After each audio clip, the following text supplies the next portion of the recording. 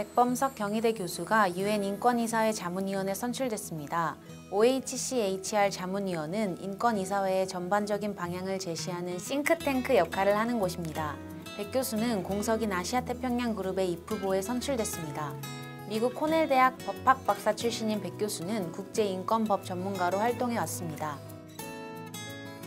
기술보증기금이 연세대 고등교육원 혁신원과 소셜벤처 활성화 및 청년 일자리 창출을 위한 업무협약을 체결했습니다. 이번 업무협약으로 양 기관은 신규 소셜벤처 발굴과 창업 성장 지원을 통해 소셜벤처 활성화와 청년 일자리 창출에 협력하게 됐습니다. 미 프린스턴 대학이 노동부의 임금 차별 의혹 제기에 따라 106명의 여교수에 100만 달러 가까운 돈을 미불금료 형식으로 지급한다고 밝혔습니다. 앞서 미 노동부 연방계약 준수 프로그램실은 2012년부터 2014년 사이 프린스턴 대학의 여성 교수가 같은 직급의 남성 교수보다 적은 임금을 받았다고 발표했습니다. 정세균 국무총리가 기업 정부가 공동 투자하는 인공지능 반도체 아카데미와 대학 내 AI 반도체 특화 인력 양성 센터 운영을 통해 2024년까지 AI 반도체 고급 인력 1000명을 양성하겠다고 밝혔습니다. 이어 정 총리는 산학연 공동국가 연구개발 프로젝트를 통해 우수한 인재와 인공지능 반도체 설계 기업 간 네트워크 형성을 유도하겠다고 밝혔습니다. 독서실 여자화장실에서 여성을 불법 촬영한 혐의로 기소돼 재판에 넘겨진 20대 학생이 집행유예 선고를 받았습니다. 대학생 A씨는 지난 3월 15일부터 29일까지 광주에 위치한 독서실 여자화장실에서 옆칸에 들어온 여성 7명을 자신의 휴대전화 카메라로 불법 촬영한 혐의로 기소됐습니다. 서울대병원 등 4개 대학 병원장들이 의대생들에게 의사 국가고시 기회를 허락해달라며 대국민 사과를 했습니다.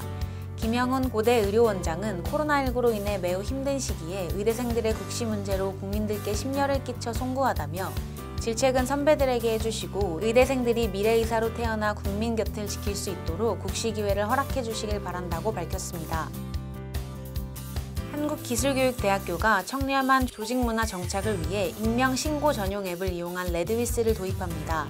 이용은 별도의 회원가입 없이 교직원과 민원인 누구나 가능합니다. 부패행위, 갑질 등에 관련된 제보는 익명신고 웹페이지, QR코드, 레드위스 등을 통해 신고할 수 있습니다. 초당대학교 항공기술교육원이 개원했습니다. 초당대는 기존 대학 소유 15대의 교육항공기, 훈련용 제트엔진과 헬기엔진 등 실습 기자재를 기반으로 최첨단 항공정비 교육 실습 시설을 구축할 계획이라고 밝혔습니다. 대구보건대학교 식품영양학과가 한국영양교육평가원으로부터 영양사 교육과정 평가 인증 최종 판정 결과 인증을 통보받았습니다. 영양사 교육과정 평가 인증은 우수한 영양사 배출을 위해 학교가 교육과정을 지속적으로 개선하고 교육과정의 질을 관리할 수 있는지를 평가하는 시스템입니다. 대전시 교육청이 2021 대입 수시 모집 대비 온라인 면접 설명회를 개최합니다. 이번 설명회는 고3과 교사들의 면접 전형 준비를 지원하기 위해 기획됐습니다. 실시간 시청을 하지 못한 학생의 경우 대전 진로진학지원센터 홈페이지를 통해 확인할 수 있습니다. 대구대학교 언어치료학과가 비대면 실습을 위한 원격치료실을 개설했습니다. 대구대는 코로나19로 원격치료에 대한 관심이 높아지면서 학생들의 비대면 실습 교육 환경 개선을 위해 관련 시설을 구축했다고 밝혔습니다. 학생들은 신설된 원격치료실에서 언어재활 관찰, 언어재활 실습, 언어진단 실습 등의 실습 수업을 받게 됩니다. 동아대학교가 환경부와 한국환경산업기술원이 주관하는 녹색 융합기술 인재양성 특성화대학원 지원사업 우선협상 대상에 선정됐습니다. 선정학과는 동아대 대학원 응용생명학과와 조경학과입니다. 이번 사업에 최종 선정되면 응용생명학과는 3년간 29억 7천만 원, 조경학과는 21억 원 등 총 50억 원 상당의 지원금을 받게 됩니다. 배재대 대학 일자리본부는 재학생의 전공 직무 역량 강화를 위해 학과별 직무 멘토링을 실시합니다. 이번 멘토링은 사회에 먼저 진출한 선배들을 멘토로, 재학생을 멘티로 해서 비대면 강의로 진행됩니다. 강원 평창군이 국내 대학생을 대상으로 평창 평화캠프를 개최합니다. 이번 캠프는 한반도의 평화, 올림픽과 평화, 평화도시 평창이라는 주제의 교육과 토론으로 구성되며 평창이 세계 평화와 평화교육의 중심 도시로 거듭날 수 있는 계기를 마련하기 위해 기획됐습니다. 코로나19 확산 방지를 위해 캠프는 온오프라인의 병행에 운영됩니다. 공주대가 세종시 공동 캠퍼스 입주와 산학협력 플랫폼을 구축하기 위해 민간기관과 협력합니다. 공주대는 개방형 캠퍼스, 미래혁신스쿨, 정책융합대학원, 글로벌 K-에듀, 산학협력 플랫폼 등 4개 분야 특성화 전략을 마련해 산학 상생과 협력 캠퍼스를 구축할 계획입니다. 미국 명문사학 프린스턴대가 기숙형 퍼스트 칼리지를 새로 지으면서 인종주의자란 비판에 직면한 우드로 윌슨 전 대통령의 이름을 삭제한다고 밝혔습니다.